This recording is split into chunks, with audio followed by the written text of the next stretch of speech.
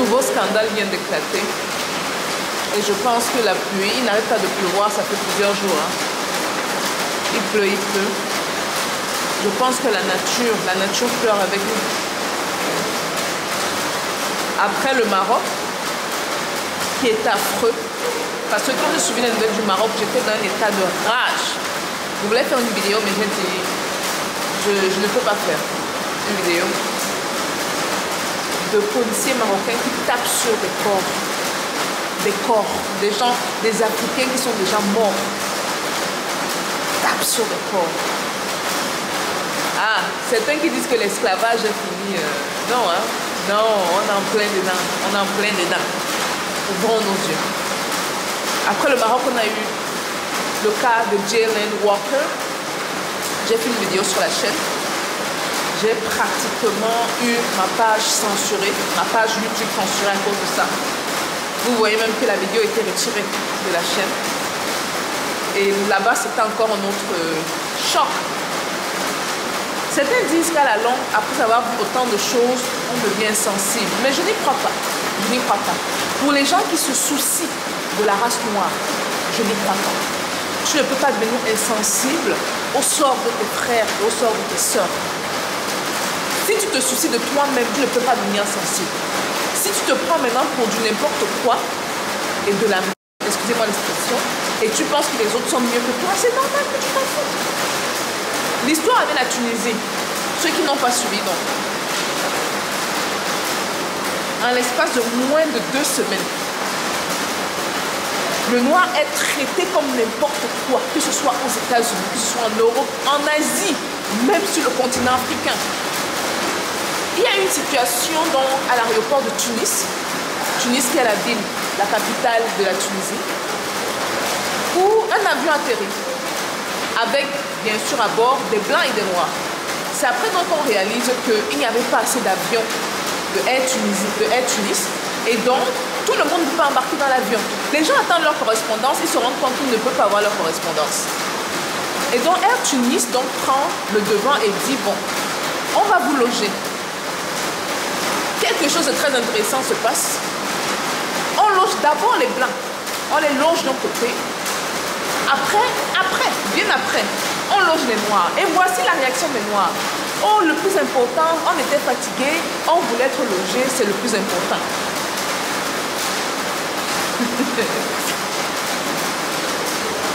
On vous traite comme vous vous laissez traiter. Je répète, on vous traite comme vous vous laissez traiter. Et ça ne s'arrête pas là. Et ça arrive, je pense, sur la nuit du 30 juin. Je vais vous montrer la capture d'écran de la personne qui parle. Donc, ce ne sont pas mes mots, ça c'est les mots de quelqu'un de témoin qui avait la caméra et qui filmait ce qui s'est passé. Donc, entre le 30 juin et le 5 juillet, les passagers font l'aller-retour entre leur hôtel et l'aéroport. Un des passagers, donc Anamar, un noir, est dans un état pacifique. Il est pacifique, hein. Il fait ses revendications, les gens sont fâchés. Vous savez, comme quand vous ratez votre avion, votre vol, vous n'êtes pas content, tout le monde doit y faire ça. Le gars se met à parler, il est fâché, il veut arriver chez lui, ça fait plusieurs jours qu'il est en Tunisie, il n'a pas prévu de s'arrêter en Tunisie, c'était pas... On a mis 8 policiers se ruent vers le noir qui se plaint. On l'a tabassé. On l'a tabassé. Comme un animal, comme un bétail. Dites-moi, c'est quoi la différence entre l'esclavage et maintenant? C'est quoi la différence? Et c'est arrivé le 5 juin. Donc ça fait un peu moins d'une semaine. Où va le monde? Comment réagiront les Africains par rapport à ça? Les Noirs même, parce que pour moi, tous les Noirs sont des Africains.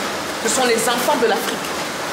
Que ce soit, ça fait 400 ans qu'ils ont quitté le continent, ça fait 500 ans, ce sont les enfants de l'Afrique. Comment est-ce que nous réagirons face à ça? Et je ne trouve pas normal qu'il y a des choses qui se passent autour du monde et que des personnes de pouvoir ne font rien. Même contre le Maroc et la Tunisie, nos gouvernements ne peuvent pas se lever et parler contre ça. On nous demande de nous lever et de parler contre ça. Il faut qu'on arrête avec la peur. La peur ne fait avancer personne. Quand je vous amène dans mes voyages avec cette caméra-là, je vous amène dans des zones dangereuses avec cette caméra, vous pensez que je n'ai pas peur? Mais au-delà de la peur, il y a cette idée de donner la force aux miens. Ça va au-delà de ma petite personne. On parle d'une communauté. On parle de milliards de personnes autour du monde. Une personne est quoi par rapport à des milliards de personnes autour du monde? Rien. Zéro. Laissez-moi donc vous dire comment les puissances allaient faire, ok? Ce que vous appelez les puissances, là. Aux États-Unis, par exemple, déjà, les personnes de pouvoir allaient se lever et parler contre ça. Dénoncer l'injustice. Et les plus sages, les plus avancés au niveau de la stratégie, aller s'attaquer où ça fait mal. L'argent, la base de cette chaîne-ci, l'argent là, que certaines disent que l'argent. On allait boycotter certains business marocains ou tunisiens dans les pays noirs. Parce que c'est là où ça fait mal. Parce qu'une fois qu'on boycotte là, les hommes d'affaires là, qui ont des connexions avec les gens du pouvoir, ça remonte en même temps au gouvernement marocain et tunisien. Ces derniers vont maintenant sortir, soit s'excuser, soit appeler au calme de la population, mais montrer et guider l'attitude à avoir. Ça, c'est un premier pas. Ça, c'est la diplomatie. Hein. Je parle doucement de diplomatie. Mais une manière encore plus forte de frapper. Avec ça. Si les gens se rendaient à quel point l'argent gouverne notre monde, les gars, c'est-à-dire que les gens n'ont aucune idée. Aucune idée. Et je trouve anormal une fois de plus que pendant que ça arrive, certains se désolidarisent. Et ce qui est intéressant, c'est que ces gens qui se désolidarisent là, vous allez vous solidariser quand ça va vous arriver à vous. Mais le sage n'attend pas que ça lui arrive à lui. Parce qu'il comprend que si ça arrive au frère noir là, on ne l'a pas ciblé parce qu'on l'a ciblé à cause de la couleur de sang. Hein. Si ça arrive au frère noir, ça peut m'arriver à moi. Je voulais partager ça avec vous parce que je suis sûre que beaucoup ne savent même pas ce qui s'est passé en Tunisie. On se dit à le Maroc. Qu'est-ce qui s'est passé après le Maroc? Hein? Je sais que beaucoup ont fait des posts, des publications. Oh, ouais, il fallait voir Facebook. Oh, oui, mais pourquoi la femme prend encore votre propre argent? Vous allez donner votre argent aux gens là. Comme ici au Cameroun, j'ai eu une discussion avec...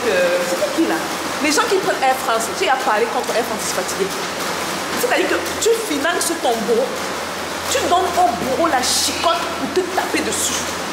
Après, tu vas dire, mais les Français, le gouvernement français, allez faire dans les recherches. C'est quoi le lien entre le gouvernement français et Air France? Vous serez surpris. Certains disent que maintenant, Air France est détenue par les privés. Allez faire vos recherches.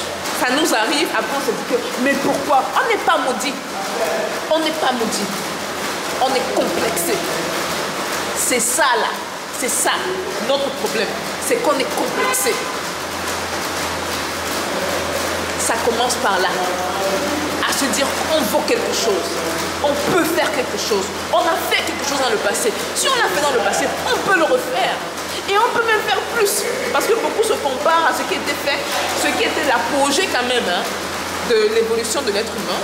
Mais on ne pense pas qu'on peut dépasser. Moi je dis donc qu'on peut dépasser.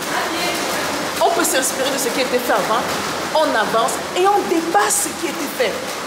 C'est notre boulot, nous, cette génération décomplexée, c'est de dépasser ça et d'aller plus loin, de faire des choses plus grandes et surtout de savoir qu'on vaut la peine. C'est mon message pour toi aujourd'hui. Toi qui me regardes donc, sache donc que tu vaux la peine. Sache donc que tu es intelligent. Sache donc que tu peux accomplir ce que tu mets dans ta tête. Et sache donc que ce que tu mets dans ta tête là, tu vas accomplir. Que ce soit négatif ou que ce soit dans les plaintes, c'est là-bas que tes pas vont te mener. Que ce soit dans les victoires et dans les choses positives, gardez toujours en tête que notre cerveau là, c'est nous qui contrôlons ça. C'est pas l'inverse. Si tu dis au cerveau, oh allons dans les plaintes, le cerveau t'amène dans les plaintes.